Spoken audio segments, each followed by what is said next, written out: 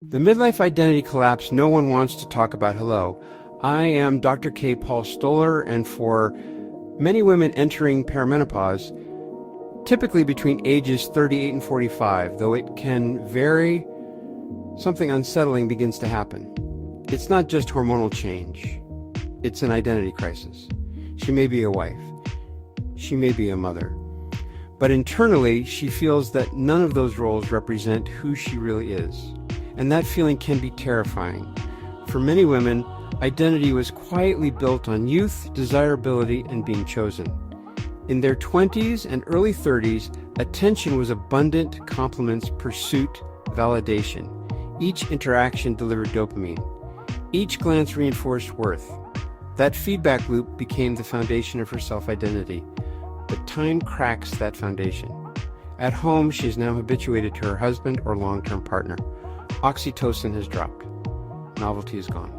The relationship is stable, predictable, safe, and emotionally flat. His compliments no longer land. Safety feels like stagnation. Responsibility feels like confinement. This isn't just psychological, it's biological. And for a period of time, the incentive to care about anyone but herself diminishes. A state that often looks like narcissism, but is driven by fear. Fear of aging. Fear of invisibility, fear of mortality. Now, most women do not implode, but about 3 to 7% experience a full delusional midlife identity collapse, where burning everything down feels necessary for survival.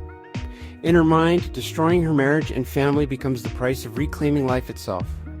Another 10 to 15% experience a serious disruption, but eventually recover.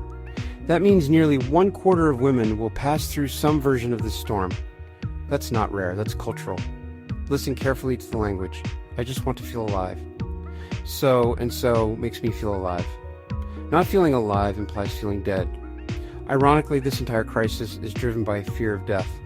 Biologically, it's nature whispering, your reproductive chapter is closing, and the psyche rebels. To escape, the past must be rewritten.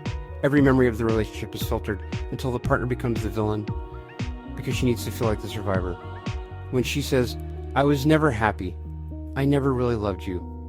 Understand this, she believes it. The mind edits history so betrayal can feel like liberation. She's encouraged by single or divorced friends, traveling, posting about healing journeys, living their best lives. The fantasy is contagious. Reality is edited out. In a disposable culture, repair is replaced by replacement. Why make beds when you could be on a beach in St. Tropez? If there's an affair, the man is not the point. He is a placeholder for lost youth. She falls in love with the reflection of herself she sees in his eyes.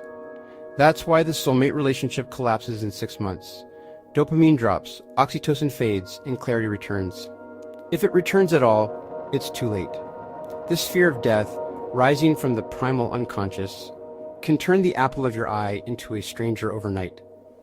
And this is part of the risk of intimacy in a society where over half the population will experience a diagnosable mental illness at some point in life. This isn't about blaming women. It's about understanding biology, culture, and reality before reality destroys families in silence.